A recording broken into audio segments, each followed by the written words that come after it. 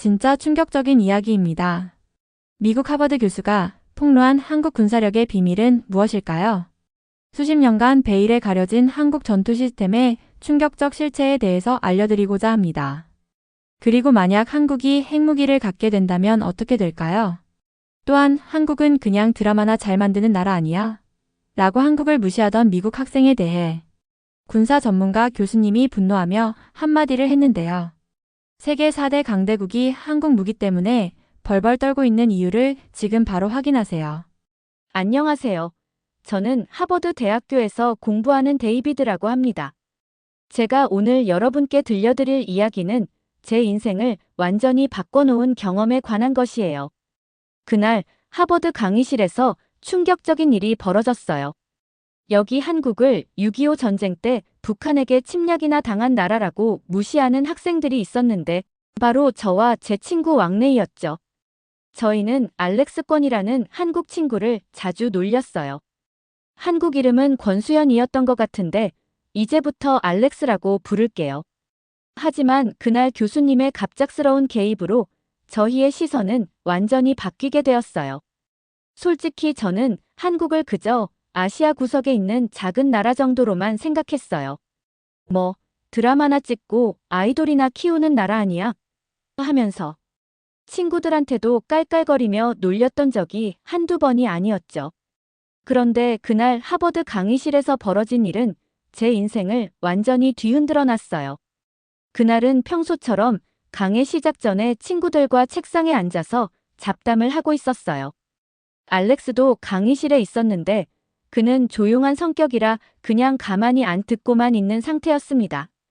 왕래이는 뭐든 중국이 최고라고 떠들어대는 그런 스타일의 중국인 학생이었습니다. 저는 둘 사이에서 깐족대는 게 재밌었어요.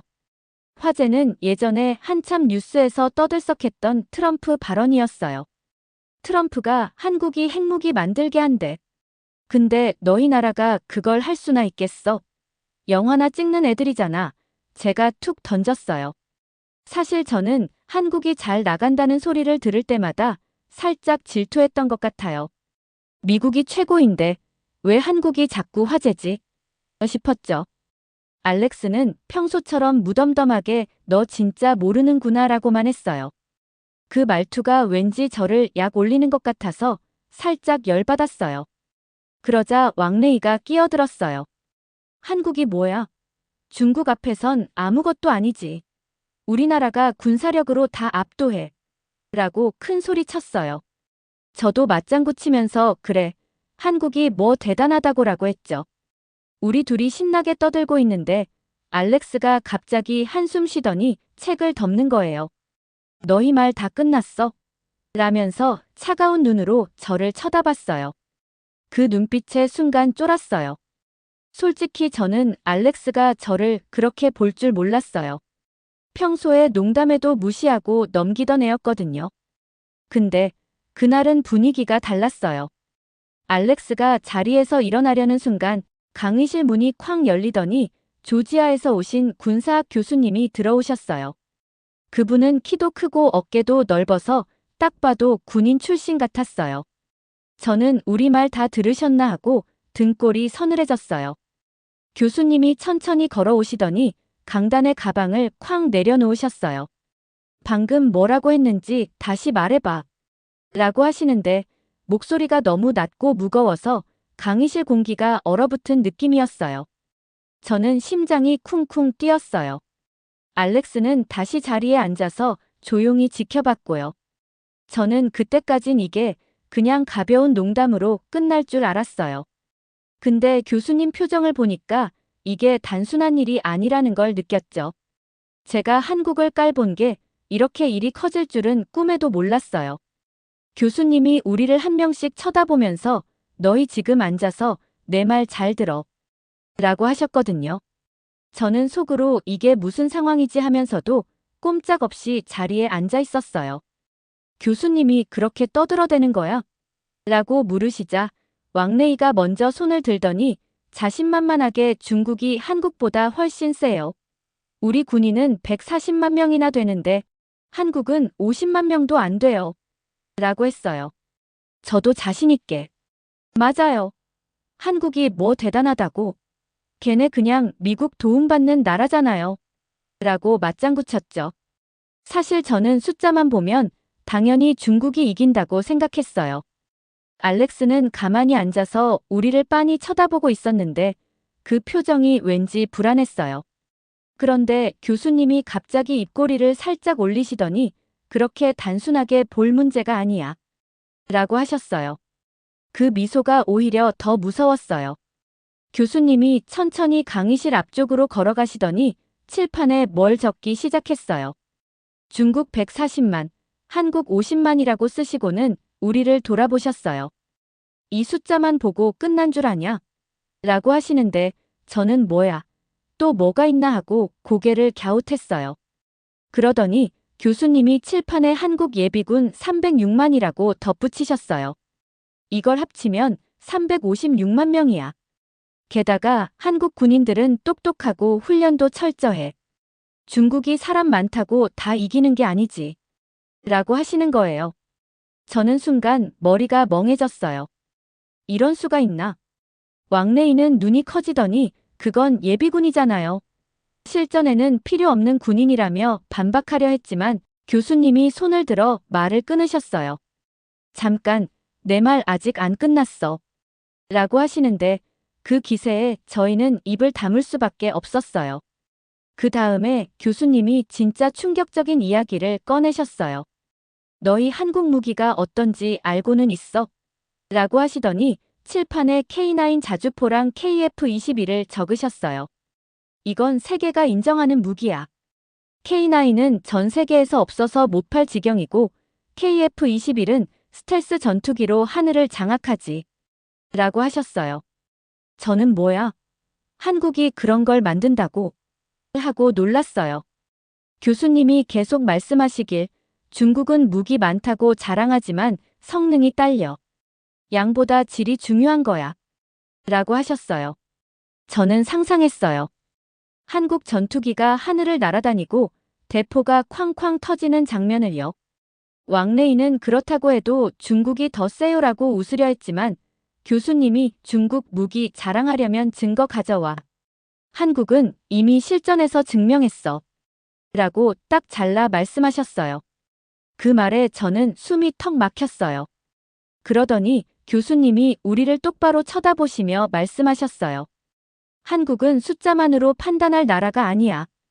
그 나라 군인들은 머리 좋고 훈련도 철저해서 실전에서 강해. 저는 알렉스를 슬쩍 봤어요. 알렉스는 여전히 조용히 앉아서 교수님 말을 듣고 있었는데 입꼬리가 살짝 올라가더라고요. 저는 속으로 설마 알렉스가 이걸 다 알고 있었던 거야? 하고 의심했어요. 교수님이 마지막으로 너희가 한국을 얕잡아 보는 건 자유야. 근데 진실은 바꿀 수 없지.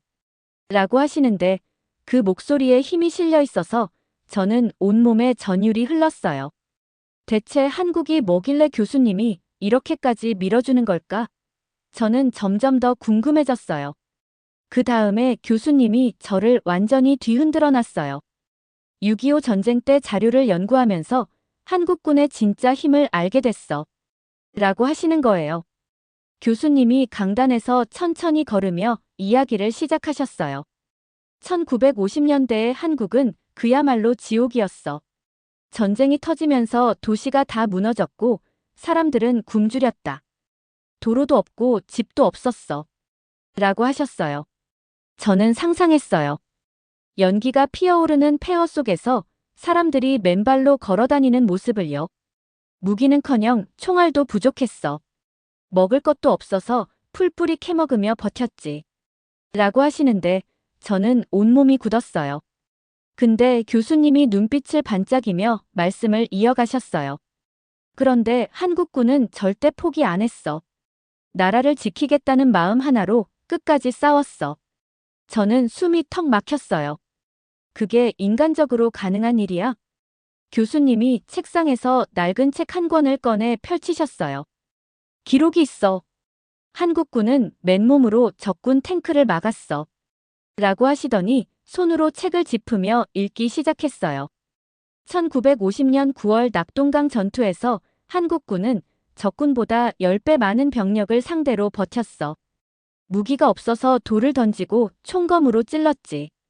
라고 하셨어요. 교수님이 그들은 지원도 거의 못 받았어. 대부분 혼자 싸웠어. 라고 하시는데 목소리가 살짝 갈라지셨어요. 내가 죽어도 나라가 살아야 한다는 생각으로 싸웠지. 라고 하셨어요. 저는 가슴이 쿵 내려앉았어요. 알렉스를 슬쩍 봤는데 알렉스는 고개를 숙이고 손을 꼭 쥐고 있더라고요. 저는 속으로 알렉스도 이걸 아는구나 했어요. 교수님이 강의실 벽에 걸린 흑백 사진을 가리키셨어요. 저기 봐. 이게 그때 한국 군인이야. 라고 하셨어요. 사진 속엔 추운 겨울 눈밭에서 군복도 제대로 안 입은 군인들이 총을 들고 서 있었어요. 이 사람들은 추위에 발이 얼어도 배고프다고 쓰러져도 끝까지 버텼어. 라고 하시는데 저는 온몸에 소름이 돋았어요. 교수님이 이건 정신력의 싸움이야. 무기나 숫자가 아니라 마음이 강해야 이길 수 있는 거야. 라고 하셨어요. 저는 그 사진을 뚫어지게 쳐다봤어요.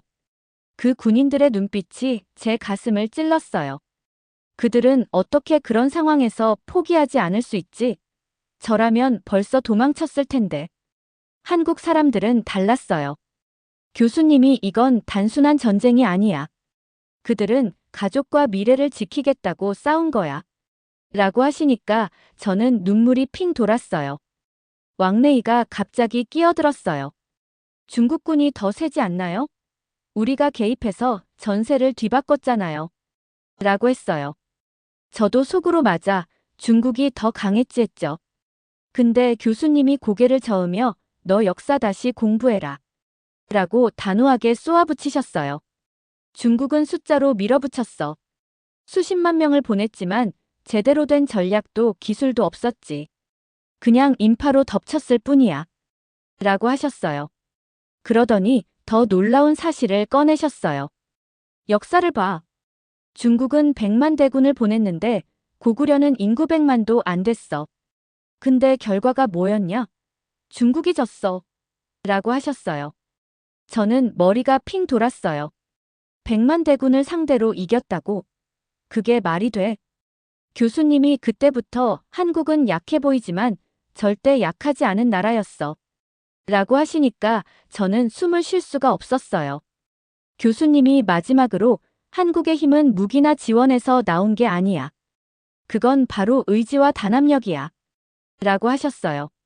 저는 상상했어요. 눈보라치는 산속에서 서로 어깨를 맞대고 싸우는 한국 군인들을요. 그 모습이 너무 생생해서 손에 땀이 났어요. 왕래이가 그래도 라고 하려 했지만 교수님이 입 다물고 생각해봐. 그때 한국이 졌다면 지금 한국은 없었을 거야. 라고 하셔서 왕래이는 입을 꼭 다물었어요. 저는 그 말을 들으며 온몸이 떨렸어요. 한국이 그런 시절을 이겨냈다는 게 믿기지 않았어요. 알렉스가 조용히 고개를 들더니 살짝 미소 짓는 걸 봤어요. 저는 속으로 이 녀석, 진짜 대단한 나라에서 왔구나 했어요. 한국이 뭘 더 숨기고 있는 걸까? 저는 점점 더 궁금해졌어요. 그들의 힘이 어디서 나오는 걸까? 교수님 말이 끝난 후에도 제 머릿속은 그 질문으로 가득 찼어요. 왕래이가 마지막 카드를 꺼내며 반박했어요. 트럼프가 주한미군 철수한다면 한국 망하는 거 아니에요? 라고 툭 던졌어요. 저도 바로 맞장구 쳤죠. 맞아요. 미국 없으면 한국 끝장나는 거잖아요. 핵무기 얘기도 그냥 쇼 아니에요? 사실 저는 그때까지도 한국이 미국 없이 뭘 할 수 있을 거라고 믿지 않았어요. 알렉스가 자리에서 조용히 듣고 있었는데 살짝 눈썹을 찌푸리는 게 보이더라고요. 근데 교수님이 갑자기 책상을 탁 치시더니 너희 그걸 오해했네. 라고 하셨어요. 그 소리에 저는 깜짝 놀라서 고개를 들었어요. 트럼프는 한국이 핵무기를 가지길 원하는 거야. 그럼 중국을 더 잘 막을 수 있거든. 이라고 하시는데 저는 머리가 어지러웠어요. 뭐야? 한국이 핵무기를 가진다고? 그게 진짜 가능해? 교수님이 강의실 한쪽에 걸린 세계 지도를 가리키셨어요. 여기 봐. 동북아시아야. 중국이 점점 커지면서 미국을 위협하고 있지. 근데 한국은 여기 딱 중간에 있어. 라고 하시더니 손가락으로 한국을 쿡 찔렀어요. 트럼프의 계산은 단순해. 한국이 핵무기를 가지면 미국은 주한미군 철수에 돈을 아끼고 동시에 중국을 견제할 강력한 동맹을 얻는 거야. 라고 하셨어요. 저는 입이 떡 벌어졌어요. 그러니까 한국이 미국의 방패가 아니라 진짜 칼이 될 수 있다는 거잖아요. 교수님이 계속 말씀하시길 핵무기 가진 한국은 외교에서 목소리가 훨씬 커져. 지금은 미국 눈치 보지만 그땐 당당하게 자기 목소리를 낼 거야. 라고 하셨어요. 저는 상상했어요. 한국이 국제회의에서 큰 소리로 말하는 모습을요. 그 다음에 교수님이 더 놀라운 말을 꺼내셨어요. 지금은 미국이 한국군을 어느 정도 통제해. 근데 핵무기가 생기면 한국이 독자적으로 움직일 수 있어. 그럼 진짜 군사 강국이 되는 거지. 라고 하셨어요. 저는 순간 숨이 멈추는 기분이었어요. 한국이 미국 없이도 스스로를 지킬 수 있다니. 그게 진짜로 될까?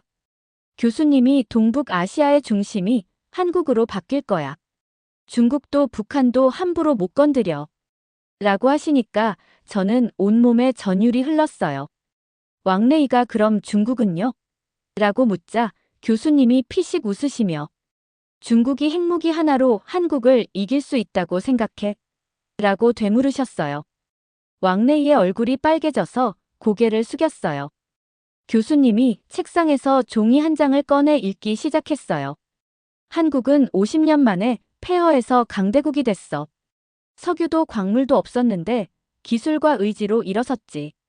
자동차 엔진 3개 중 하나가 한국 손을 거쳐야 움직여. 라고 하셨어요. 저는 그 말을 들으면서 머릿속으로 한국 공장들이 쉴 새 없이 돌아가는 모습을 그렸어요. 핵무기 개발. 한국이라면 금방 해낼 거야. 이미 그 기술은 세계 최고 수준이니까. 라고 하시는데 저는 심장이 쿵쿵 뛰었어요. 교수님이 한국이 핵무기를 가지면 그건 그냥 무기가 아니야. 세계에 보내는 메시지야. 우리를 건드리면 끝장이다라는 경고지. 라고 하셨어요. 저는 알렉스를 봤어요. 알렉스는 조용히 고개를 끄덕이고 있었어요. 저는 속으로 이 녀석, 진짜 대단한 나라 출신이구나 했어요. 마지막으로 교수님이 한국의 미래는 너희가 상상하는 것보다 훨씬 커. 라고 하셨어요. 핵무기가 생기면 북한은 꼼짝 못하고 중국도 긴장할 거야. 한국은 더 이상 약한 나라가 아니야. 라고 하시니까 저는 손에 땀이 났어요. 한국이 그렇게 강해질 수 있다니 믿기지 않았어요. 교수님이 이건 기술의 힘이야. 의지의 힘이야. 한국은 그걸 다 가졌어. 라고 하시는데 저는 점점 한국을 새로 보게 됐어요. 트럼프의 말이 현실이 되면 세상이 어떻게 바뀔까? 저는 그 생각에 머리가 뜨거워졌어요. 저는 그날 강의를 마치고 집에 돌아와서 한참을 생각했어요. 방에 앉아서 창밖을 보면서도 오늘 있었던 교수님의 말씀이 머릿속에서 떠날질 않았어요. 제가 지금까지 한국을 무시했던 게 너무 부끄러웠어요. 알렉스를 놀리고 한국이 별거 아니라고 깔보던 순간들이 주마등처럼 떠올랐죠. 저는 베개에 얼굴을 묻고 내가 진짜 멍청했다고 했어요. 그러다 문득 아빠 생각이 났어요. 아빠는 항상 세상은 넓고 배울 게 많다라고 하셨거든요. 저는 망설이다가 전화기를 들었어요. 아빠, 저 오늘 한국이 얼마나 대단한지 알았어요. 라고 했어요. 목소리가 떨려서 말이 잘 안 나왔죠. 아빠가 잠시 침묵하시더니 세상은 내가 아는 것보다 훨씬 복잡하단다. 현 시대의 한국은 기술과 문화적으로도 세계를 사로잡고 있단다 라고 하셨어요. 그 말에 저는 더 제 자신이 부족하다고 생각이 들었어요. 다음 날 저는 알렉스한테 찾아갔어요. 강의실에서 알렉스가 앉아 있는 걸 보고 쭈뼛쭈뼛 다가갔어요. 알렉스야, 내가 미안했어. 라고 했어요. 사실 알렉스가 저를 쌀쌀맞게 대할까봐 겁났어요. 제가 그동안 너무 심하게 굴었으니까요. 근데 알렉스는 책에서 눈을 떼더니 저를 보며 괜찮아, 데이비드. 내가 변한 게 고마워. 라고 웃어주었어요. 그 미소가 너무 따뜻해서 저는 가슴이 뭉클했어요. 너 진짜 대단한 나라에서 왔구나. 라고 했더니 알렉스가 우리나라도 부족한 점 많아. 근데 고맙다. 라고 하더라고요. 저는 그때 알렉스의 겸손함에 더 감동했어요. 한국이 강한데도 자만하지 않는 모습이 멋지다고 느꼈죠. 저는 알렉스랑 악수하고 앞으로 잘 지내보자. 라고 했어요. 알렉스가 그래, 같이 밥 먹을까? 라고 해서 저는 얼른 고개를 끄덕였어요. 저는 이제 한국을 진심으로 존경해요. 교수님 말씀이 머릿속을 떠나지 않거든요. 트럼프가 핵무기 개발을 승인하면 한국이 얼마나 더 커질지 상상만 해도 설레요. 그날 이후 저는 한국에 대해 더 알아보기로 결심했어요. 먼저 기생충이라는 영화를 봤는데 정말 충격적이었어요. 단순한 오락물이 아니라 사회 계층과 불평등에 대한 깊은 메시지가 담겨 있더라고요. 영화가 끝났을 때 저는 입을 다물 수 없었어요. 와, 이게 정말 한국 영화야? 하고 혼자 중얼거렸죠. 그 영화 하나로는 만족할 수 없어서 올드보이, 부산행, 기생충의 감독 봉준호의 다른 작품 살인의 추억까지 찾아봤어요. 한국 영화의 특별함은 할리우드와는 완전히 다른 시각에서 이야기를 풀어가는 방식이었어요. 자본주의 사회의 어두운 면을 노골적으로 파헤치면서도 유머와 인간미를 잃지 않는 균형감이 놀라웠죠. 한국 영화는 현실을 그대로 보여주면서도 예술적으로 승화시키는 힘이 있구나. 저는 깨달았어요. 한국 영화가 칸 영화제와 아카데미상을 휩쓴 이유를 이제야 이해했죠. 알렉스가 추천해준 오징어 게임을 시작으로 한국 드라마의 세계로 빠져들었어요. 처음에는 그저 호기심으로 시작했는데 어느새 밤을 새워가며 연속으로 에피소드를 보는 제 모습을 발견했어요. 내가 왜 이렇게 한국 드라마에 빠져들게 됐지? 저는 스스로에게 물었어요. 그리고 깨달았죠. 한국 드라마는 단순한 오락이 아니라 인간 감정의 깊이를 탐구하는 예술이었어요. 사랑의 불시착을 보면서 북한과 남한의 분단 현실을 더 깊이 이해하게 됐고, 밀실이 있는 미술관을 통해 현대 미술과 인간 심리의 복잡성을 배웠어요. 특히 인상적이었던 건 한국 드라마가 복잡한 역사적 배경과 현대 사회 문제를 자연스럽게 엮어내는 방식이었어요. 미스터 션샤인을 보면서 조선 말기의 역사에 대해 더 알게 됐고, 그 시대 사람들의 애국심과 희생이 오늘날 한국의 정신적 뿌리가 됐다는 것을 이해했어요. 이제 알겠어. 한국의 문화적 힘은 그들의 역사적 경험과 고통을 예술로 승화시키는 능력에서 나오는 거야. 저는 생각했어요. 알렉스가 저에게 BTS의 음악을 들려줬을 때 처음에는 그냥 평범한 팝 음악이라고 생각했어요.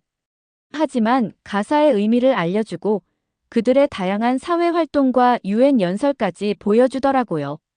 이게 단순한 아이돌 그룹이 아니라는 거구나. 저는 깨달았어요. K-팝의 매력은 완벽한 퍼포먼스에만 있는 게 아니었어요.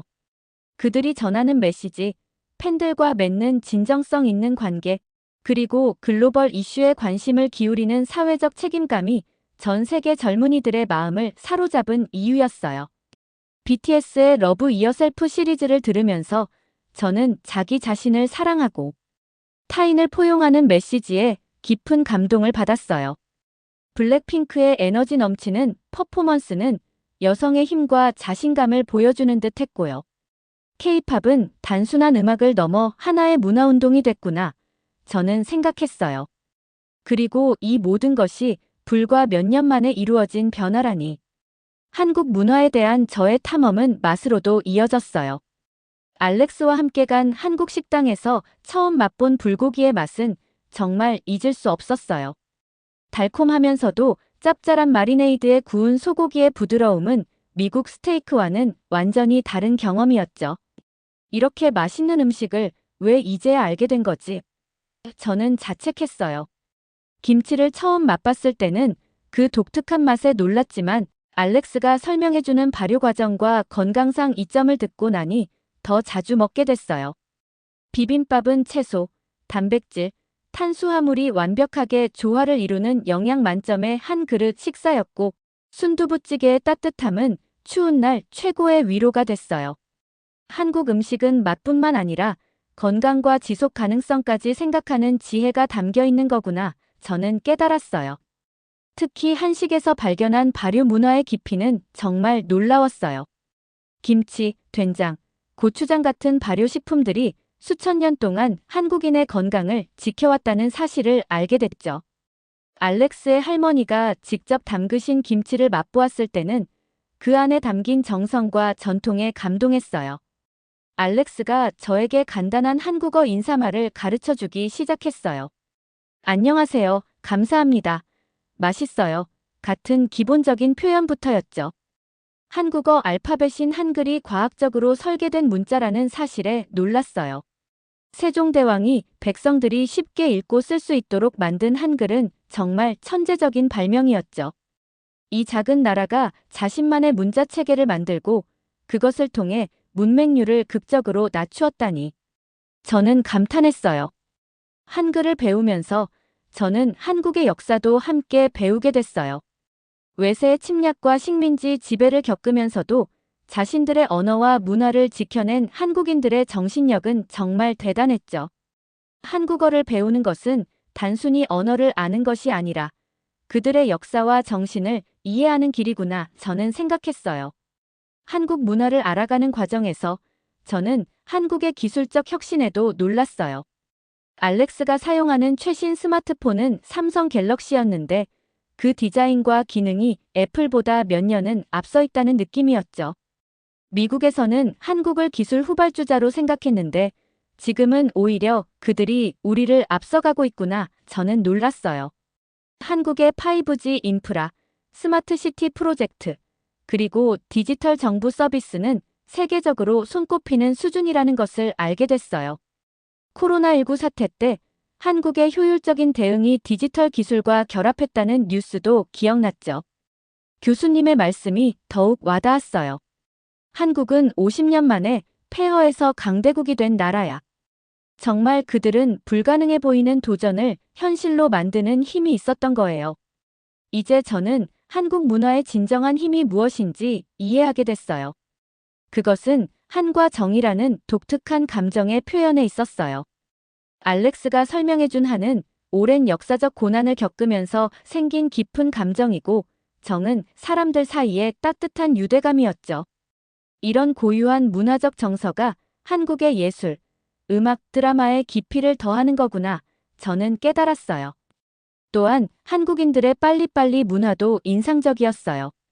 알렉스는 이것이 한국이 짧은 시간에 경제 강국이 될 수 있었던 원동력이라고 설명했어요. 하지만 동시에 완벽주의를 추구하는 자세도 잊지 않는다고요. 한국 문화의 또 다른 특별함은 전통과 현대의 조화였어요. 경복궁 같은 화려한 고궁이 현대적인 강남 빌딩의 배경이 되고 전통 음악인 사물놀이가 현대 K-팝과 융합되는 모습이 신선했죠. 과거를 존중하면서도 미래를 향해 달려나가는 이 균형감이 한국 문화의 진정한 매력이구나 저는 생각했어요. 여러분, 한국 진짜 멋지지 않나요? 저는 이제 한국을 얕잡아 보지 않아요. 오히려 배우고 싶어요. 한국이 어떻게 그렇게 빨리 강해졌는지, 그 정신력이 뭔지 더 알아가고 싶어요. 알렉스랑 같이 한국어도 배우고, 드라마도 보고, K-팝도 들으며 이 놀라운 문화의 더 깊은 측면을 발견하고 있어요. 저는 이제 한국을 친구처럼 생각하고 있습니다. 이 영상을 계기로 여러분도 한국 한번 제대로 알아보는 시간이 되시길 바랄게요. 저처럼 놀랄 게 분명합니다. 여기까지입니다. 이 이야기를 듣고 어떤 느낌이 드셨나요? 여러분의 소중한 생각을 댓글로 남겨주시고 이 사연의 감동을 주변 친구들과 가족에게도 공유해주세요. 여러분의 이야기 하나하나가 우리 모두에게 큰 힘이 됩니다. 그리고 구독, 좋아요, 알림 설정 한 번만 눌러주시면 더 많은 감동의 이야기를 전하는 데 큰 힘이 됩니다. 지금까지 동감할 수 있는 이야기. 감동동감이었습니다. 오늘도 행복한 하루 보내세요.